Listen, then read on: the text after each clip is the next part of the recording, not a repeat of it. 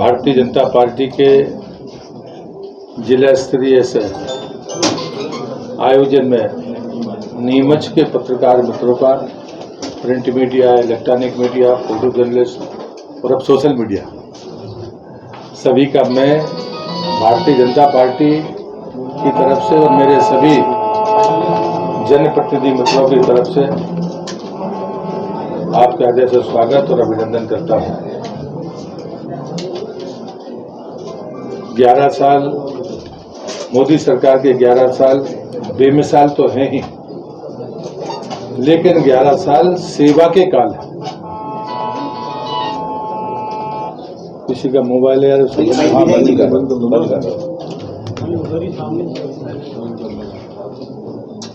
और मैं ये मानता हूं कि प्रधानमंत्री जी ने 2 बातें कही थी कि अब जातियां 4 हो गई हैं, गरीब है, युवा है, महिला है और किसान है। और अगर चारों को हम ध्यान में रखकर कहते हैं तो युवाओं के लिए जो काम होने चाहिए वो तुलना अगर 2014 से पहले भी जितना देश में हुआ है मुझसे करते हैं, तो चाहे एम्स हो, चाहे IIT हो, चाहे IIM हो, चाहे मेडिकल की सीटें हो, मेडिकल कॉलेज हो, यूनिवर्सिटीज हो, इन सब में जो इजाफा हुआ है, खास करके मेडिकल की सीट्स में, ये युवाओं के भविष्य के लिए बेहतर है। अन्यथा अस्पताल होते थे, मेडिकल कॉलेज होते थे और एक एक फैकल्टी 12-12 कॉलेज में जाया करते थे।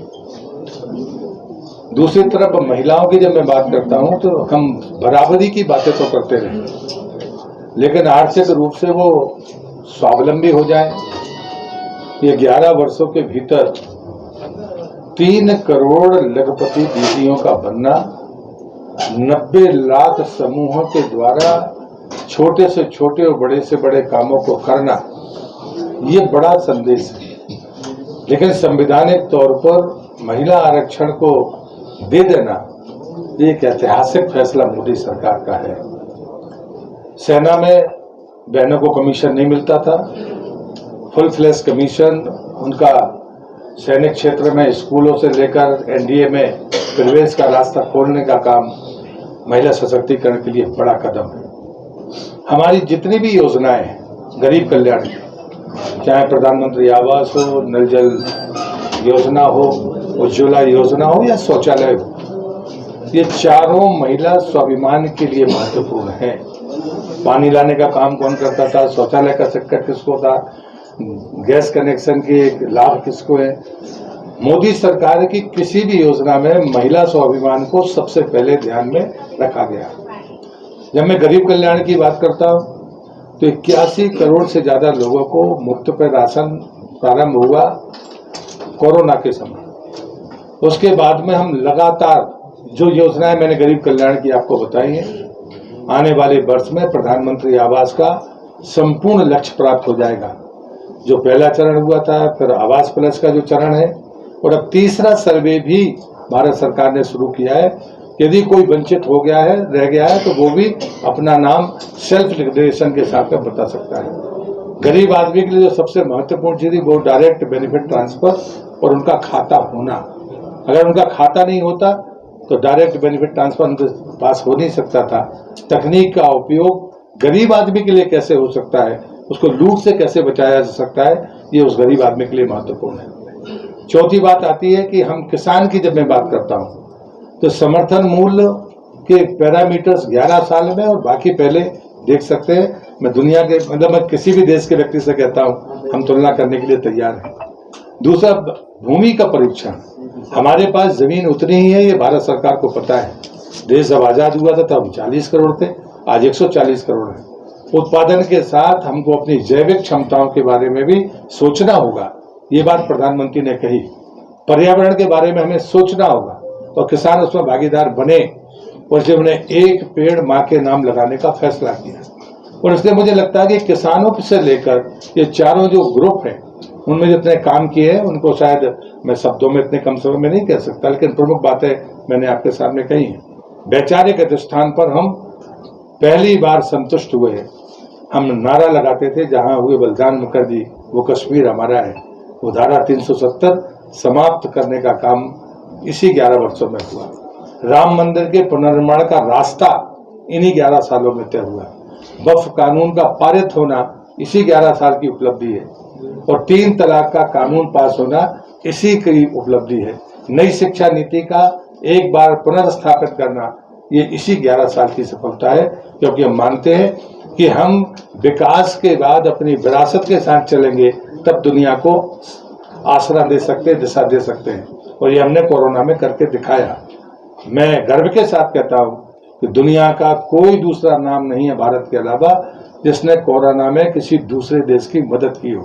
हाँ, गर्व के साथ कहता हूँ हमने जरूरतमंद ब्राजील को भी दिया और ताकतवर अमेरिका को भी दवाइयां दी है। दुनिया का कोई दूसरा देश उसमें नहीं है। अगर किसी ने हमारी तरफ नजर उठाकर देखा या हमारे लोग संकट में फंसे या दुनिया के दूसरे देश के लोग फंसे, अफगान में हमने देवी गंगा के नाम पर अभियान चलाया और हमने अफगान के उस युद्ध क्षेत्र से सिर्फ भारत नहीं, साथ में 47 अन्य देशों के नागरिकों को निकाला। यूक्रेन में तो संख्या 22,000 से ज्यादा थी और उसके बाद में वो युद्ध रुका और वंदे भारत मिशन के आधार पर वो वापस आए। उसके बाद में एक अभियान हमारा ऑपरेशन देवी के तौर पर चला, उसमें हमने लोगों को बाहर निकाला। तो मुझे लगता है कि हमने अभियानों को सिर्फ प्रचार प्रसार के लिए नहीं रखा, दुनिया को बताया कि नहीं, हम गुटनिरपेक्ष रहकर दुनिया में शांति के समर्थक हैं और इसलिए विकास और विरासत साथ चले।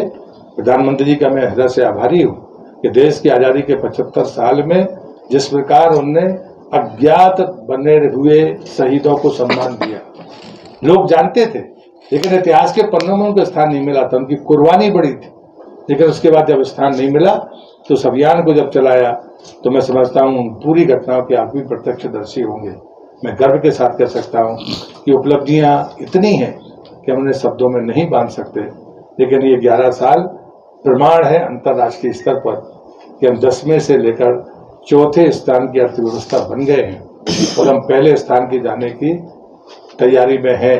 लेकिन हम अपने सभी प्रबुद्धजनों से, अपने सहयोगी विचार मित्रों से जरूर कहेंगे कि अभी भी समाज को विरासत के साथ आगे बढ़ाने की जरूरत है। इसलिए हम अपनी अपेक्षा है कि हम उस तैयारी के साथ जुटे। विकास की ऊंचाइयां हमने अंतर्राष्ट्रीय स्तर की गति से भी कई मामलों में ऊंचाइयां गति तेज रखी है, लेकिन हम चाहते हैं कि हमारा विकास यंत्रवत बनना रहे, विरासत के साथ आगे बढ़े। और इसलिए ये मोदी सरकार के 11 साल विकास और विरासत के 11 साल हैं। ये मोदी सरकार के 11 साल बेमिसाल हैं। ये मोदी सरकार के 11 साल सेवा के साल हैं और इसलिए मैं प्रधानमंत्री का अभिनंदन करते हुए पार्टी का भी धन्यवाद करता हूं कि उनका जो प्रयास है ये प्रयास बहुत ही सराहनीय है।